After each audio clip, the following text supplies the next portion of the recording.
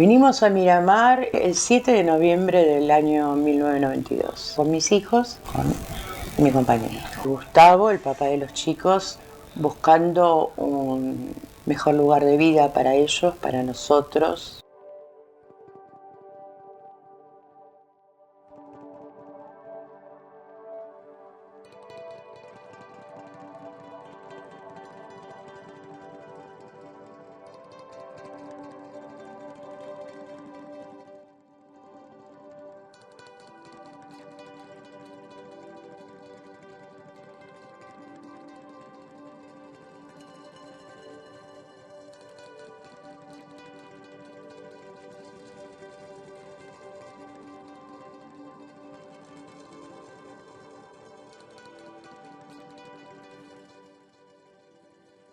Mi hija fue torturada, quemada, violada y ahorcada con el cordón de su propia zapatilla.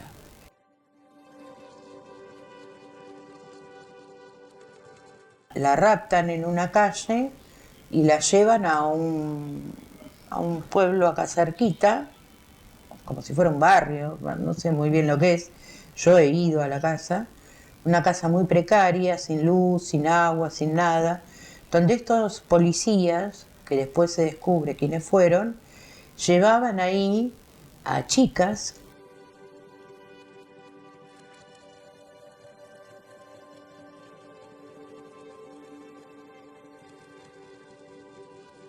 Cuando hablamos de violencia institucional, hablamos de violencia ejercida por instituciones, ¿no?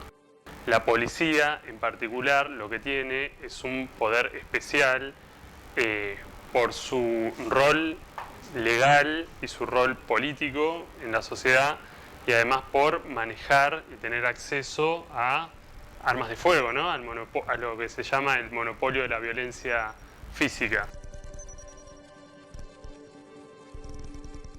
La tuvieron 4 días guardadas en la misma casa, se la trasladó en el coche de Anselmini, en el baúl, hasta el vivero de Nicolás. Se la encontró bajo una parva de hojas, abajo de un tronco.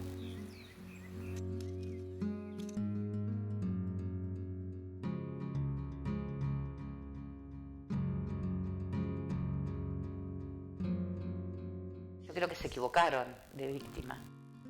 No suponían que atrás había, como es una familia humilde, no suponían que atrás había médicos, bioquímicos, abogados, padres con conciencia social, madre con formación política, hermanos con formación intelectual, hermanos militantes de los derechos, padres militantes de los derechos.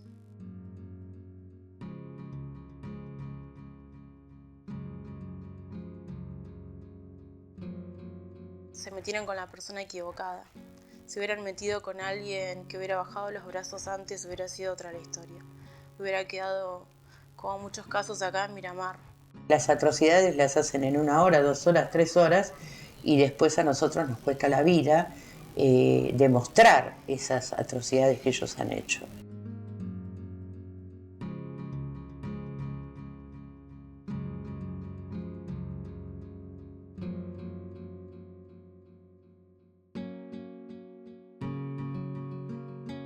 Hay que tener el tiempo, el valor físico y se puede llamar espiritual para poder hacerlo. Si te quebrás hay que volver a levantarse, y por ella, ¿no? Por ella.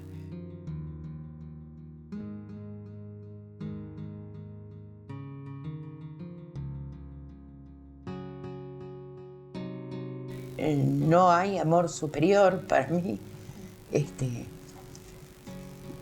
que el amor hacia los que trajimos al mundo.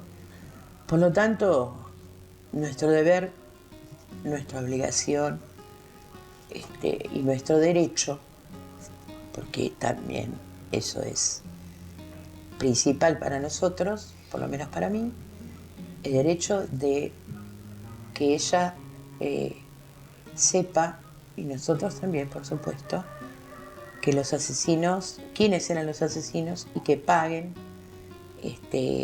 lo que hicieron.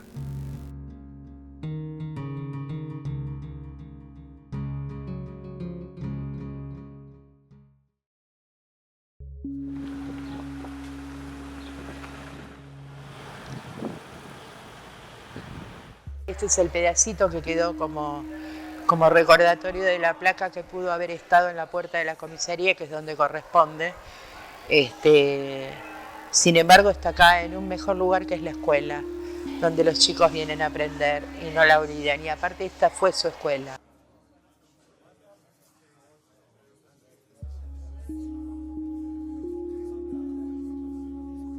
Ella, unos meses antes, había salido con un chico llamado Maximiliano Marol. Y ella se enteró que le daban franco. Y entonces dijo, bueno, habrá pensado, esta es la mía, voy a tratar de reconquistarlo.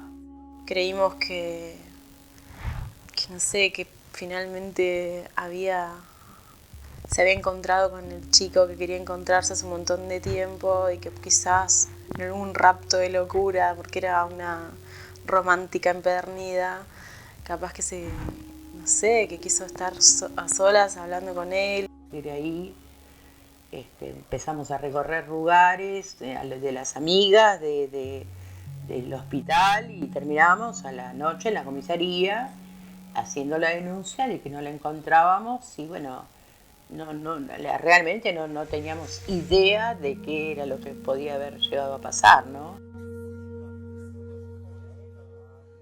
Según los testigos, ella se fue de esa esquina en el boliche en que estaba a las 6 de la mañana, 6 y pico, saludándolo con un beso hacia lo lejos y yéndose sola por una calle donde la seguía Gallo Fernández, quien ayudó, tenía por pedido de la policía elegir a una víctima virgen para ellos hacer las cosas que hacen.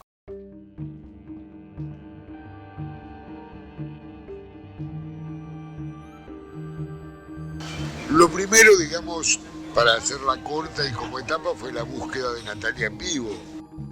Por supuesto, como siempre en estos casos, había miles de versiones, la habían visto con un novio en Santa Teresita, en Jujuy o en la China. Estaban seguros de que era ella porque estaba mareada o aparentemente drogada. O sea, la revictimización de la víctima empezó desde el primer día. Se había fugado con un flaco, estaba vestida con una pollera corta y había bebido, digamos, ¿cierto? Fue una búsqueda muy grande donde se comprometió todo el pueblo, era golpear puerta por puerta para que nos ayudaran ya desesperadamente a buscarla. La desesperación era no encontrarla, encontrarla lastimada o qué era lo que había pasado, ¿no? Fue una búsqueda primero artesanal, digamos, yo tenía en ese momento un viejo Taunus azul y arrastraba en sus huesos el Taunus con Gustavo y yo como tripulantes. A veces mi hijo el menor, que en ese momento era chico, dormía en el asiento trasero porque eran horas y horas de ir, por ejemplo, a Mar del Sur, de ir a la Laguna de la Ballenera. Tengo una foto de Gustavo durmiendo al atardecer en la Laguna Ballenera después de haber buscado, 11 horas y no haber encontrado ningún resultado. En febrero del 2001 veo a Nico en la tele, en Canal 10 de Mar del Plata, pidiendo que si alguien sabía algo de su hermana Natalia, que por favor se comunicara con la familia de Miramar. Bueno, ofrecí mi auto y entonces tres nenas de la edad de Nati, porque eran amigas de Nati, se subieron a mi auto y nos fuimos por un camino interno que hay acá, que une Miramar con Otamendi. Nos fuimos a repartir, digamos, volantes con la cara de Natalia para averiguar si alguien sabía algo. Y bueno, y esos famosos 15 kilómetros que cada vez que veían algo, es campo, es puro campo, pero cada vez que veían algo entre los yuyos me hacían parar y bueno, y uno no sabía qué prefería, ¿no? Porque realmente la buscábamos con vida a Natalia. Y yo me tenía que quedar acá esperando un llamado de ella, teóricamente, y el resto salió todo a buscarla. Yo inclusive también después fuimos a Mar del Sur porque nos lo habían dicho, como hacen siempre, de que la habían visto en el camino, y entonces todo el mundo a Mar del Sur, los bomberos, los municipales que venían en camiones. El lugar de encuentro para salir del rastrillaje era en los bomberos. Y yo estaba con los chicos esperando, digamos, la orden de salida, parada en la puerta de los bomberos, y se abre la puerta y escucho que alguien dice: ¿están seguros? ¿La identificaron? Gustavo había ido a Necochea a buscar unos perros especializados en la detección de cadáveres, ya asumiendo que también hacían falta. Yo estaba dando vueltas por la ciudad y de golpe veo que del cuartel de bomberos sale muy apurado el auto del jefe de bomberos con 3 efectivos. Por intuición periodística, por decir algo políticamente correcto, empecé a seguirlo. El tipo entró por el lado de la costa, por la tranquera de la costa del vivero, y en el segundo camino que sale de la ruta principal y que era de arena, se metió con el auto, digamos, presurosamente. Tuve ahí la convicción de que había aparecido el cadáver. El papá estaba buscando perros rastreadores en Necochea y él se entera por la tele que la habían encontrado en el vivero de Unícola. Y a mí nadie se animaba a arrimarme a decirme: ya la encontramos. Y yo estaba acá en la puerta de los bomberos. Y el pueblo sí, ya lo sabía por la radio, que la habían encontrado muerta en el vivero de Unícola, que es un parque muy grande acá. Y bueno, Gustavo viajó inmediatamente, a él lo habían llevado en auto y lo trajeron volando. Sí, y él fue derecho, porque él lo vio por la tele, no lo vio por... No es que vino alguien y le dijo, alguna autoridad o alguien. Ese día a mí se acercó, yo no puedo recordar porque a partir de ahí tengo bastantes blancos. ¿Quién se acercó? No sé cuál de mis 2 hijos se acercó y me dijo: mamá, la encontraron. Yo la idea que tenía es que la iba a encontrar perdida por ahí, y que algo le hubiera pasado, no sé.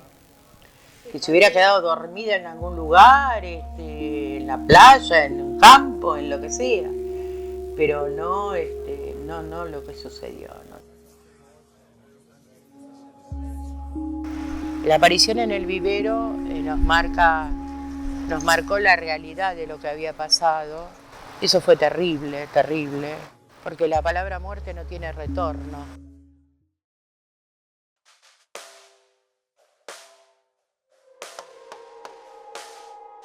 Este era el lugar que nos otorgó la municipalidad. Acá funcionó durante varios meses un centro de información, de donde no solo recibíamos muchas informaciones, sino donde era nuestro cuartel, vamos a decirle, para buscar a Nati, para saber quiénes fueron. Fue un lugar entrañable para nosotros, muy triste, como todo, pero gracias a este lugar y a toda la gente que entró aquí tratando de que lo de Nati se esclareciera, es que llegamos a los nombres de los policías que intervinieron en el asesinato de Natalia, y todo salió de la gente del pueblo de Miramar, de los que se atrevieron a hablar, que es muy importante. No cualquiera consigue un testigo bajo hostilidad, bajo persecución. Vi en la tele que el pueblo la apedreó a la comisaría y nosotros realmente no entendíamos por qué pasaba esto.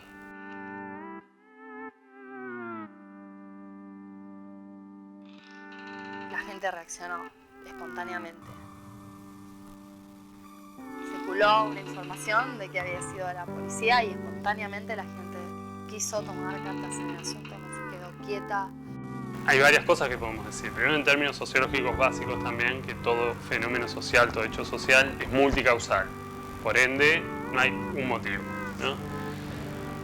Por otro, cuando suceden este tipo de cosas, se habilitan un montón de otras también, ¿no? Entonces, ahí hay que ver, en el caso en particular, cómo venía la historia de la relación entre sociedad y policía en términos locales. Hay que indagar en relación a los recorridos de los diferentes factores que uno podría ubicar como causas de una poblada. No teníamos la menor idea de esa fase, de cómo era en realidad el pueblo que nosotros veíamos como la ciudad de los niños. Fue impresionante ver cómo cuántos chicos que los tenía de vista de la calle, que estaban cansados de ser parados por estos policías y por ser abusados por su ejercicio de poder y por un montón de manejes morbosos, saltaron todos sin dudar a hacer justicia por mano propia. No fue más allá que una pequeña explosión de lo que hubiera debido ser una gran explosión, que hubiera pedido justicia para toda la coyuntura siniestra que había en ese momento. Las movilizaciones empezaron el día mismo que la encontraron. Fue la pueblada contra la comisaría y después ya al día siguiente se marchó, creo, no tengo muy claro, creo que se marchó pidiendo justicia.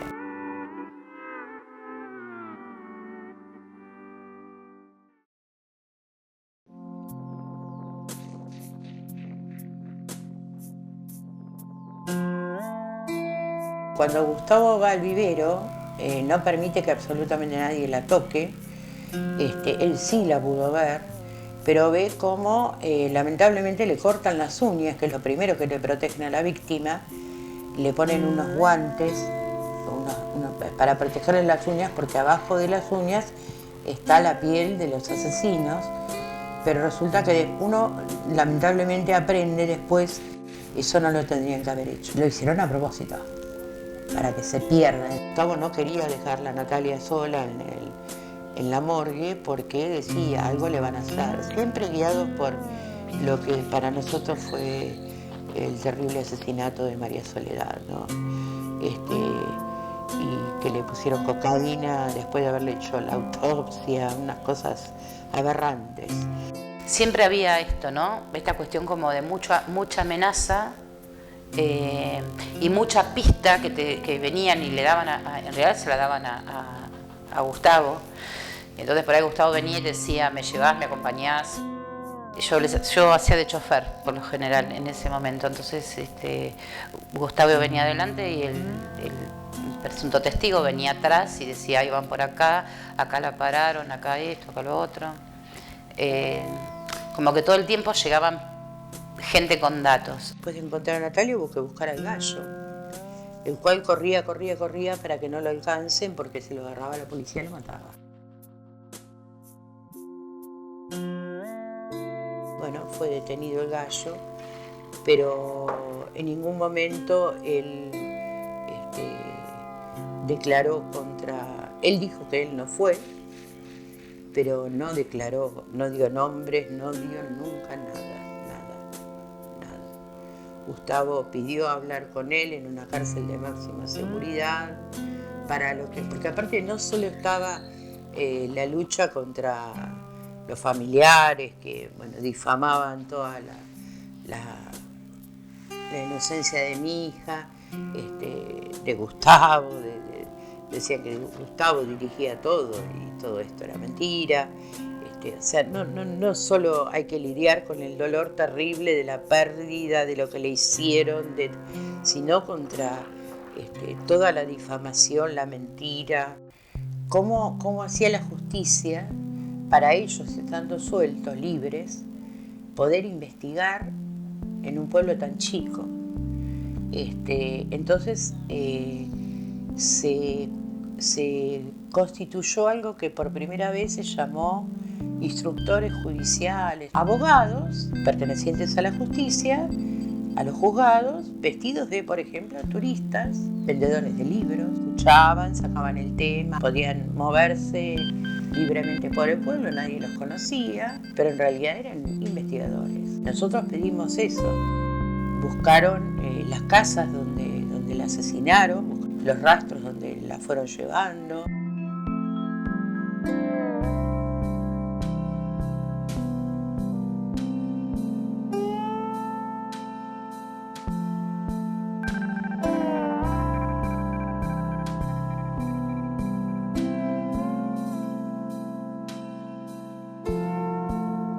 Vos ves la lucha de la familia y lo que les ha costado conseguir que los enjuiciaran, es increíble. Si eso no es violencia institucional, no sé lo que es. Para llegar al juicio, al 2002, que fue en septiembre del 2002, mucha agua corrió bajo ese puente y para llegar al tercer individuo, al cuarto y al quinto. Era nuestro límite, nuestra meta. Lamentablemente llegaron tres de los asesinos. En realidad, yo la primera parte del juicio, del primer día, la primera parte, donde hacen todo, digamos, una explicación de la situación de la autopsia. No quise ni estar, o sea, estaba en el piso de tribunales, pero ni cerca de la sala. Fui, me puse en la otra punta y lo único que pensaba era cómo hace Laura para escuchar esto, ¿no? Porque tremendo, digamos, tremendo lo que le hicieron a Nati y tremendo escuchar el relato de una autopsia de tu hija con esos detalles, ¿no? No estaban permitidas, el periodismo estaba afuera, yo estaba dentro de la sala, pero sin posibilidad de registrarlo. Y el miembro del tribunal le dice: Suárez, desátese las botas. Se las desata con la misma actitud soberbia que tuvo durante todo el juicio, con la actitud de no me arrepiento de nada y no me va a pasar nada. Y el miembro del tribunal le dice: ahora áteselas. Y las ató con el mismo nudo que uno había visto en el cuello de Natalia. Creo que fue el momento más duro del juicio.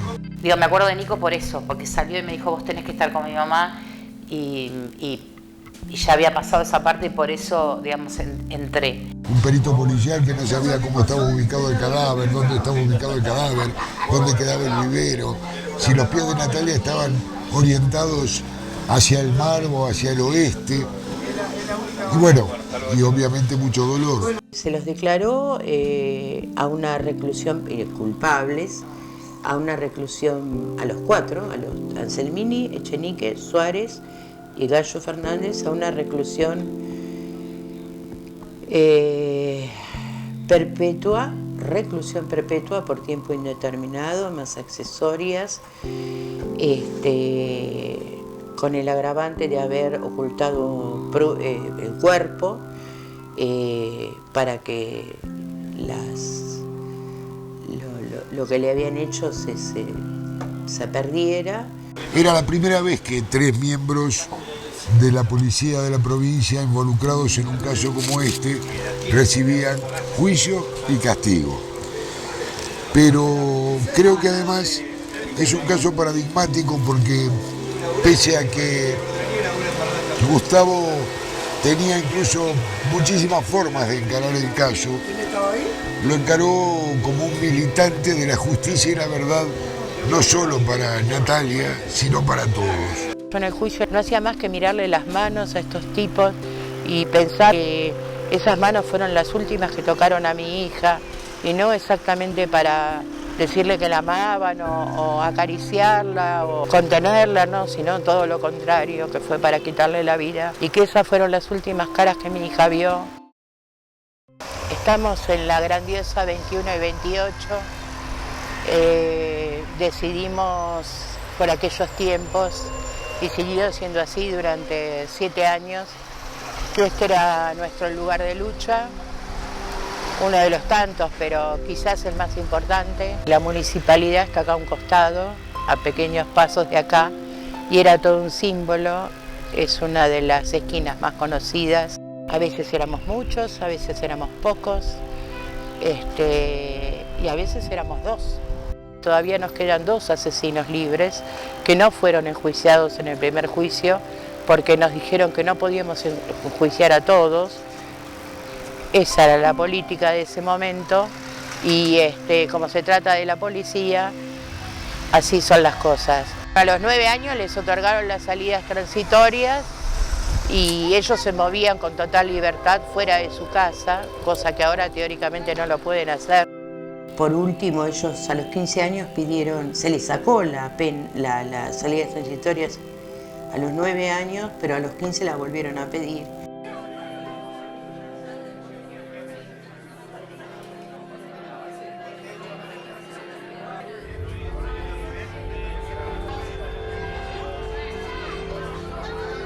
No se concedieron las salidas por el comportamiento tanto en la unidad carcelaria como cuando tuvo las salidas transitorias. Por más que este tipo quede adentro y los otros también, a ella no la tengo más.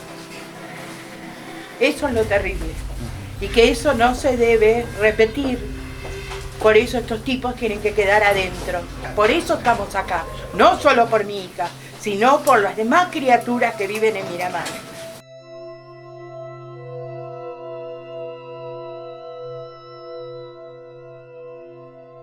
Bueno, en estos momentos tenemos a los 17 años, los 3 asesinos tienen salidas transitorias. La de los 9 años se les cortó, otra vez luchando, otra vez siguiendo con las marchas y yendo nunca paramos de ir a los juzgados, de pedir que se siga investigando y bueno, se las otorgaron sabiendo lo que son. Están en libertad condicional, pero están custodiados por su familia, están sin pulsera electrónica para ser monitoreados si se salen de su casa. Nosotros vivimos en un pueblo que es chico, de hecho uno de los violadores está a 4 cuadras de la casa de Laura. Los llevan y los traen los familiares, o sea, son salidas transitorias desbarrancadas. Todavía después de 17 años tenemos que seguir luchando para que esto pase por el juzgado, se hagan los juicios que correspondan. En el caso de uno de ellos, llamado Ricardo Panadero, el juicio se va a hacer en mayo del 2018, pero el otro ADN nunca fue investigado y aparentemente los tiempos están cumplidos, cosa que yo me acabo de enterar hace muy poco y bueno, fue como un cuchillado en...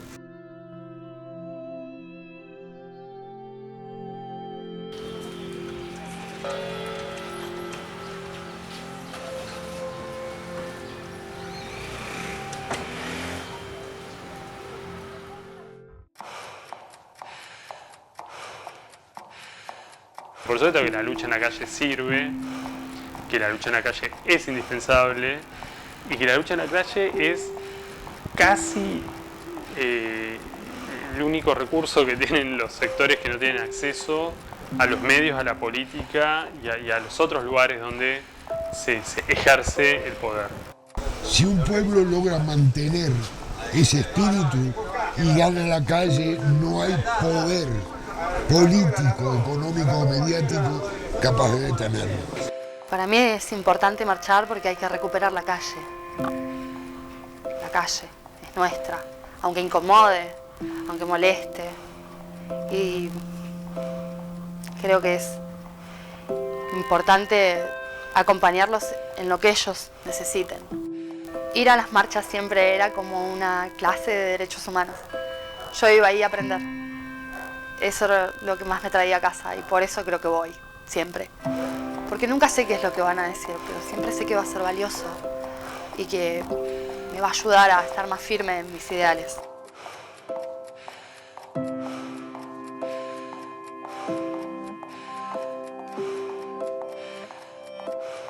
es interesante pensar, y esto en términos sociológicos más básicos, ¿no? Como hay toda una corriente que piensa la sociedad como si fuese orden y toda otra corriente que piensa la sociedad como si fuese conflicto. Por supuesto que esta segunda corriente es la que tiene mucho más sentido en relación al objeto empírico que analiza. La sociedad es conflicto. La lucha de clases es el motor de la historia, la contradicción es lo que nos mueve como sociedad y la lucha en sí es dinamizadora de un montón de procesos sociales, ¿no? Todo derecho es derivación de una lucha. Es importante marchar para que la gente no se olvide que hay 3 femicidas que un fin de semana por mes están en Miramar y que un asesino, en realidad 2 asesinos, siguen sueltos.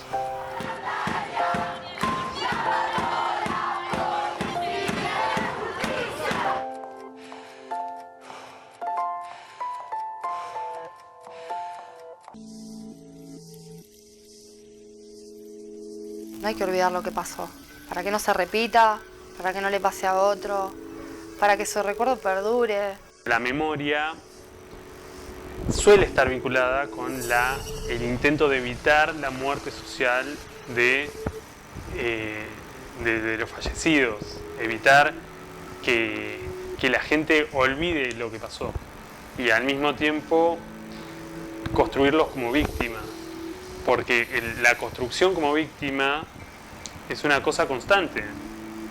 O sea, recordar que es algo injusto, recordar qué estaría haciendo ahora, recordar quiénes le arrancaron la vida y qué características le otorgamos a esos otros, ¿no?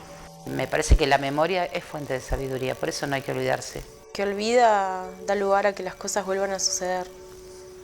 Y la verdad es que pasaron muchas cosas en un lugar tan chico. Tenemos el caso de Manolo, que no se sabe qué pasó, también hay un policía nombrado. Tenemos el caso de Laura Iglesias, que trabajaba en el patronato de liberados, cerca de policías, exconvictos. Tenemos 9 femicidios en Miramar, de los cuales se sabe muy poco.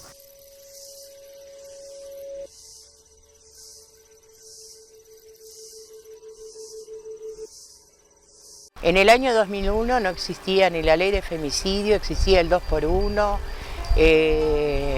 no importaba si era hombre o mujer el asesinado, ni la edad que tenía la criatura o la persona.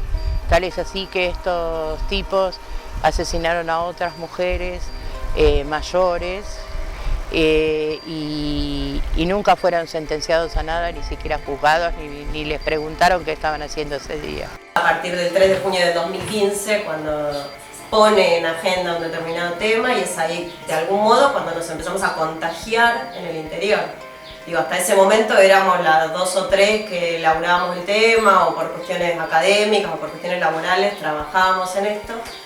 Pero creo que fue en ese momento el quiebre, no solo en Miramar y General Alvarado, sino en todos los municipios del interior de la provincia. Sabemos que todavía trabajamos en una justicia patriarcal, absolutamente patriarcal, donde, como digo esto, queda bastante siempre a criterio del funcionario público que los casos de femicidio sean realmente abordados desde la perspectiva de género, ¿no? Los movimientos sociales siguen siendo el lugar al cual apelar, al cual mirar. El movimiento feminista es tal vez hoy la única esperanza visible, ¿no? Porque digo, ¿cuáles son las otras soluciones a la crisis del capitalismo, la crisis de la globalización? No sé, los nacionalismos, eso no es nuevo ni es emancipador. El feminismo sí es emancipador.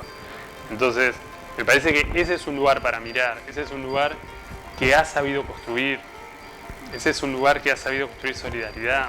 Nos falta muchísimo todavía, digo, por construir, por seguir visibilizando, por seguir desnaturalizando, en realidad, ¿no? Sabemos que la violencia de género nos atraviesa a todos en distintos ámbitos y no necesariamente es el golpe. A partir de la ley de femicidio, si esto hubiera pasado hoy, recibirían mayor condena, quizás, depende del juez. El único caso que ha sido abordado como un femicidio y tiene una condena con el agravante por femicidio fue el de Laura Iglesias. O sea, después el resto de los otros han recibido condenas, hay sanciones, hay investigaciones todavía, en proceso en el resto de los femicidios, pero lo cierto es que el único que fue abordado como tal, y además fue abordado como tal por pedido de la familia, de cuando nos presentamos como particular damnificado en la causa de Laura, y logramos que el tribunal nos lo admita, porque ni siquiera la fiscalía lo pidió. Es lo mismo que los padres de Natalia se hayan construido como, no sé, como familiares de víctimas de la violencia institucional y no familiares de víctimas de la violencia de género, ¿no? Pero, eso, de nuevo, habilita y dinamiza todo un conjunto de recursos simbólicos y de recursos prácticos, porque si vos, es muy probable que si hoy sucediera este mismo caso, se acercaran a esa ciudad el movimiento feminista y toda otra serie de referentes que son muy diferentes a los de hace 10 años.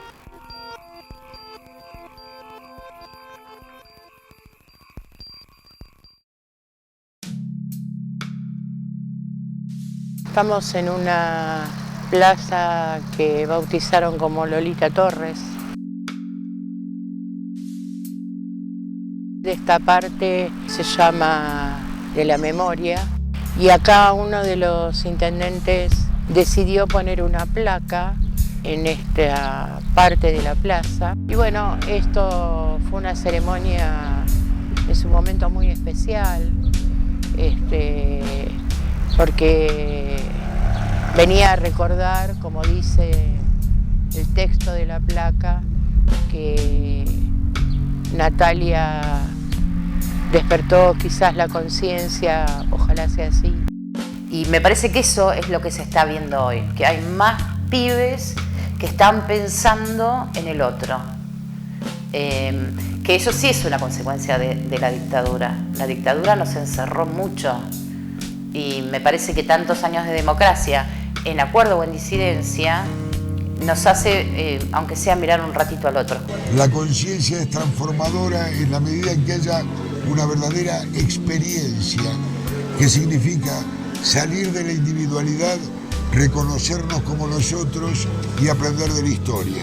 Conociendo, distinguiendo bien y mal, los jóvenes hoy, esos que eran chicos e hicieron experiencia, entre otras cosas, con el caso Natalio Melman, son los que van a transformar el futuro, y no digo que lo van a hacer maravilloso, lo van a hacer vivible. Veo mucha juventud concientizada, capaz de pasar por arriba las diferencias partidarias, pero compartiendo ideologías políticas como la igualdad, la justicia. Eso es algo que se le ocurrió a Nahuel, por supuesto. Y él dijo, por amor seguiremos luchando, mamá, tenemos que poner eso. Y es por eso que luchamos, por amor a ella. Y también a los demás, porque no queremos que le pase a los demás. Cuando uno está que no da más, decís, bueno, pero por amor, uno sigue. Es lindo tener un lema tan fuerte, tan poderoso. Porque del amor sale todo. El amor no tiene límites. El amor hacia un hijo me parece que, o una hija, no tiene límites. No hay nada que pueda contra eso. Siento que mi hija está más en mi casa que en el cementerio, en la escuela más que en el cementerio, en las calles, en la gente que me saluda, y en la gente que marcha. Nati está ahí gritando y pidiendo justicia. También está acá en esta placa. Los acompaño porque no puedo no hacerlo. No puedo. Y creo que es importante para otras familias que se sientan acompañados. Ellos que se sientan acompañados, que no están solos en esto. Y ellos están luchando para que yo viva tranquila. Estamos todos juntos en esto. Yo creo que los Melman luchan en realidad no en contra de, sino a favor de una utopía que nos trasciende. Una utopía que en la Argentina se manifestó en su historia en muy pocos momentos, que es la utopía de una sociedad más justa, más igualitaria, más libre y más respetuosa del otro. Y en segundo lugar, pienso que luchan en contra de un aparato maléfico de implementación de la justicia. Quiero ver a todos los asesinos de Natalia tras las rejas. Eso lo determina la justicia. Hay que entender cómo como sociedad hoy podemos comprender cosas que pasaron hace relativamente poco tiempo con otros marcos. Y que eso no es casualidad, es producto de la lucha de gente que se compromete con estos temas. Por eso hay que resistir, porque no están de nuestro lado las ventajas, pero bueno, de nuestro lado está la conciencia y está el querer vivir mejor. Yo me quedé justamente para eso, para que cuando me vean a mí la vean a ella, caminando por Miramar.